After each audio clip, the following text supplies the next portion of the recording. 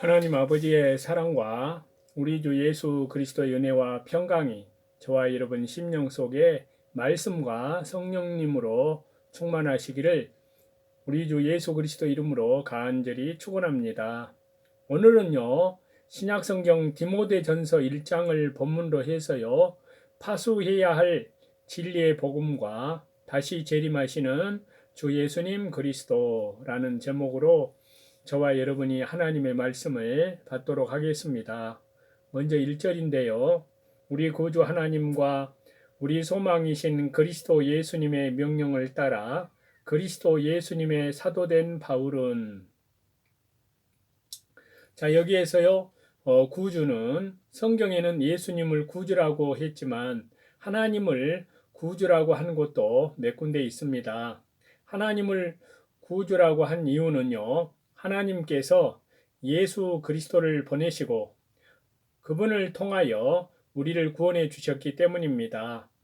소망이신 그리스도, 그리스도를 소망이라고 하는 것은 성도들이 그리스도의 재림을 소망하고 있기 때문이고요. 예수 그리스도께서 우리를 죄 가운데서 계속 구속해 주시는 것을 소망하고 나가기 때문입니다. 그로 말미암아 그리스도의 형상을 이루어 나가기를 소망하기 때문입니다. 그래서 요한일서 3장에는요. 사랑하는 자들아, 우리가 지금은 하나님의 자녀라. 장래에 어떻게 될 것은 아직 나타나지 아니하였으나 그가 나타내심이 되면 우리가 그와 같을 줄을 아는 것은 그의 계신 그대로 볼 것을 인함이니, 주를 향하여 이 소망을 가진 자마다 그의 깨끗하심과 같이 자기를 깨끗하게 하느니라 라고 하였습니다. 성도는 주님께서 재림하실 때 그와 같이 될 소망을 가지고 자기를 깨끗게 해 나갑니다. 그리스도 예수님, 성경의 다른 곳에서는 예수 그리스도라고 기록한 데가 많이 있는데요. 여기에는 그리스도를 먼저 기록하여 그리스도 예수님이라고 했습니다. 예수님은 인성을 입으시고 속죄하여 준 이름이고요. 그리스도는 신성면이 강조되는 이름으로 성도를 그분의 능력으로 온전케 만들어 나가는 직무의 명칭입니다. 그러므로 예수 그리스도 하면 죄사함으로서의 구주, 자비와 속죄의 그리스도를 부르는 것이고요. 그리스도 예수님이라 하면 신성을 중점으로 부르는 이름으로 능력의 그리스도, 하나님의 아들로서 우리를 온전케 만들어 나가시는 그리스도를 뜻하는 것입니다. 명령을 따라 사도된 바울은, 자, 바울이 사도된 것은 자기 스스로 된 것이 아니고 그리스도 예수님의 명령에 따라서 되었다는 뜻입니다. 사도, 보내심을 입었다는 뜻인데요. 사도 바울은 하나님과 그리스도, 그분의 큰 명령에 의해서 보내심을 입어 사도가 되었습니다. 그러므로 바울이 하나님의 신적인 권위를 가지고 이 하나님의 말씀을 디모데에게 보낸다는 뜻입니다. 2절인데요. 믿음 안에서 참 아들 된 디모데에게 편지하노니 하나님 아버지와 그리스도 예수님 주님께로부터 은혜와 긍휼과 평강이 네게 있을지어다. 믿음 안에서 참 아들 된 디모데. 자, 디모데는 바울 사도의 믿음의 아들입니다.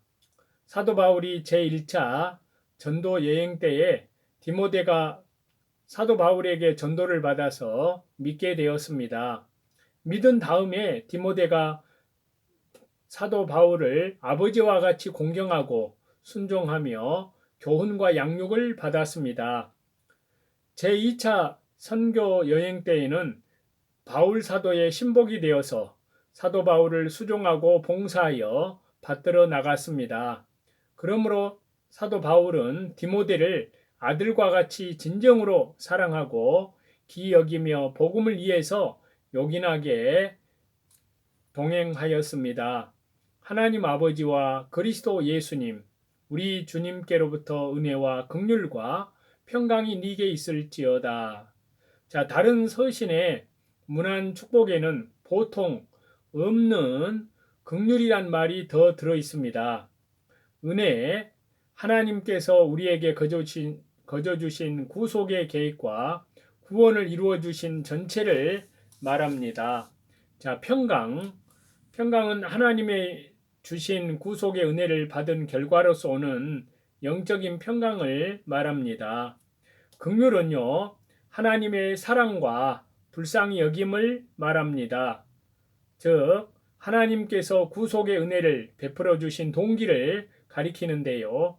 하나님의 구원의 동기를 받게 된 동기는 순전히 하나님의 사랑과 긍휼에 있는 것입니다.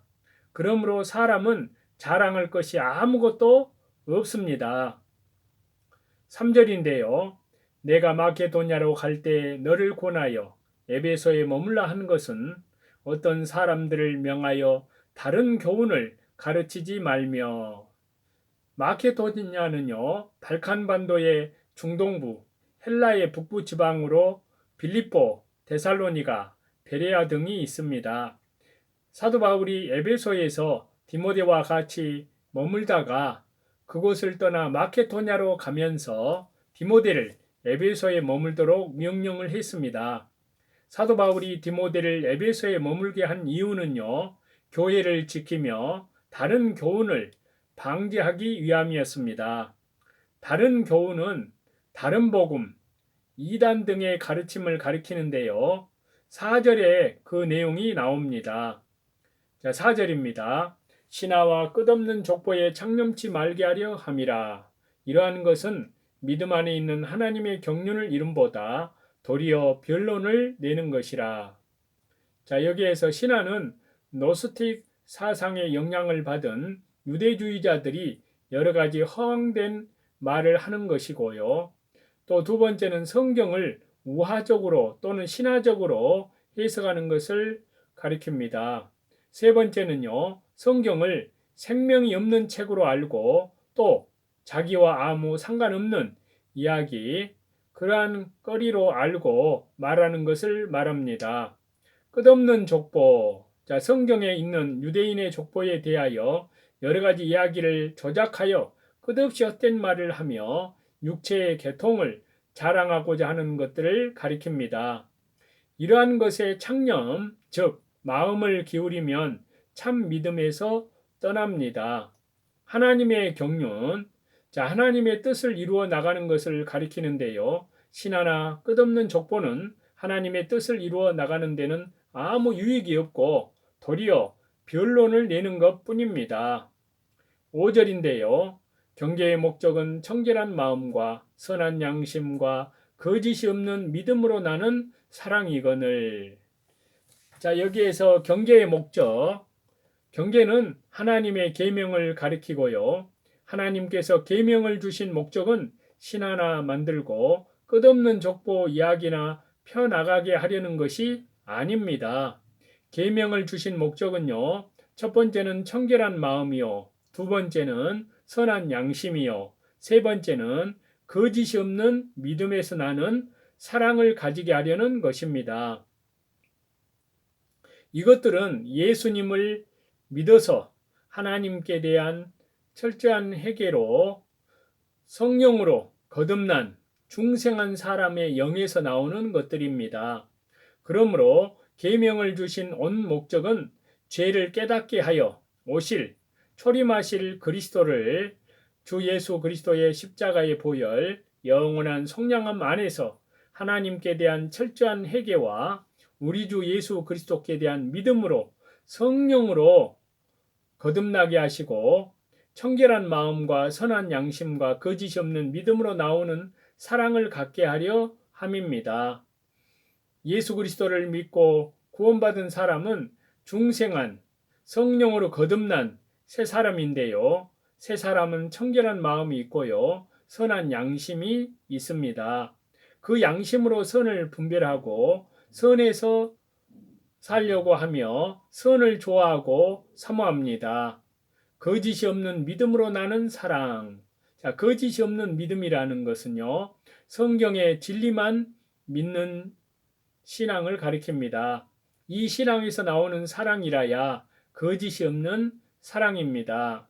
그 이유는요, 중생한, 거듭난 영혼에서부터 그 사랑이 나왔기 때문이고요, 참 진리를 믿는 신앙에서부터 나왔기 때문입니다. 6절인데요, 사람들이 이에서 벗어나 헛된 말에 빠져. 자, 성경을 올바로 믿는 참된 믿음에서 벗어나는 사람들은 헛된 말, 비진리에 빠지게 되고요, 미혹을 받게 됩니다. 그래서 데살로니가후서 2장 9절에서 12절에 진리를 사랑치 않는 자에게 유혹을 보내어 심판을 받게 한다고 하셨습니다. 7절인데요. 율법의 선생이 되려 하나 자기의 말하는 것이나 자기의 확증하는 것도 깨닫지 못하는도다.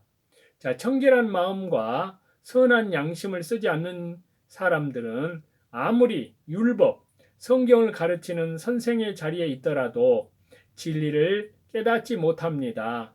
그는 벌써 진실의 세계에서 떠나 있기 때문에 참 진리는 자기 속에서 멀어진 것입니다. 그러므로 그가 말하는 것이나 확증하는 것도 깨닫지 못하고 말하는 것입니다. 왜냐하면요, 중생한 성령으로 거듭난 새 사람으로서 영적 세계와 진리의 세계에 들어가서 그 세계의 것을 보고 깨닫고 해석하고 가르쳐야 또 순종함으로 참 진리를 가르칠 수 있는데요. 그들은 영적인 세계를 모르기 때문에 사람에게 배우고 인간의 지혜로 공부하고 연구해서 가르치는 것이기 때문에 신령한 뜻은 모르는 것입니다. 그러므로 다른 사람을 가르친다고 해도 헛된 말을 할 수밖에 없습니다. 자, 8절인데요. 그러나 사람이 율법을 법 있게 했으면 율법은 선한 것인 줄을 우리는 아노라. 자, 하나님께서 율법을 주신 목적은요, 거기에는 용도가 있습니다. 율법주의자들은 그 용도와 목적을 모르고 율법을 오용하여 자기 의를 세우려고 하고 신하나 끝없는 족보에 창념하고 있습니다. 참된 율법의 용도와 목적은 죄를 깨닫게 하여 그리스도께로 인도하려는 것입니다.